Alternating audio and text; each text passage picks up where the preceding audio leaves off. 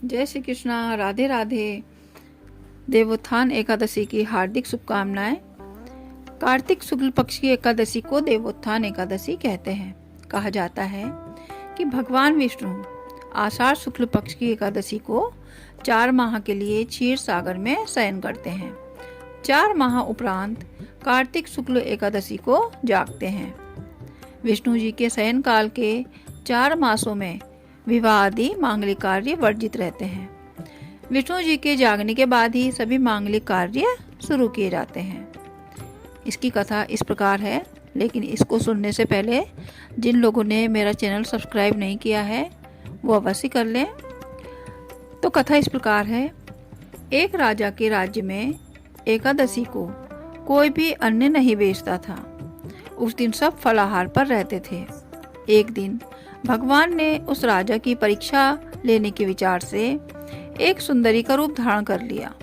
राजा ने उसे देखकर पूछा कि तुम कौन हो? इस पर वह स्त्री बोली, मैं निराश्रिता हूँ। यहाँ कोई मेरा परिचित नहीं है, किससे सहायता मांगूं? उसके रूप सौंदर्य पर मोहित होकर राजा ने उसे महल में चलकर रानी बनकर रहने का आग्रह किया। वह बोली कि यदि राज्य का अधिकार मुझे दो तो मैं साथ चलूंगी। राजा ने उसकी सब बातें स्वीकार कर ली। महल में आकर उसने एकादशी के दिन राजा से भोजन करने को कहा, किंतु राजा ने इनकार कर कहा कि वह आज केवल फलाहार पर रहेंगे। वह बोली कि यदि तुम भोजन ना करोगे तो मैं तुम्हारे बड़े राजकुमार का शीश काट लूंगी। इस पर राजा ने कहा कि तुम जैसा चाहो करो, किंतु वे अपने धर्म से विमुख न होंगे। यकायक रानी के रूप में भगवान विष्णु जी प्रकट होकर उन्होंने कहा, राजन, तुम इस कठिन परीक्षा में पास हुए। उसी समय वहां एक विमान उतरा। राजा ने अपना राज्य बड़े पुत्र को सौंप दिया और उस विमान में बैठकर परमधाम को चले गए। अब हम तुलसी विवाह की कहानी पढ़ेंगे। कार्तिक शुक्ल एकादशी को जो मनुष्य तुलसी का विवाह भगवान से करते हैं, उनके पिछले जन्मों के सब पाप नष्ट हो जाते हैं।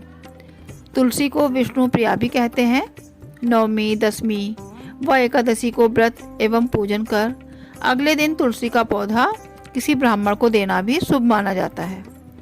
कार्तिक मास में स्नान करने वाली स्त्रियां प्रायः कार्तिक शुक्ल एकादशी को शालिग्राम और तुलसी का विवाह बड़े गाजे बाजे के साथ संपन्न कर सौभाग्य प्राप्त करती हैं।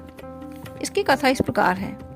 प्राचीन काल में जलंधर नाम का एक राक्षस चारों ओर उत्पात मचाए हुए था। वह वीर और पराक्रमी था।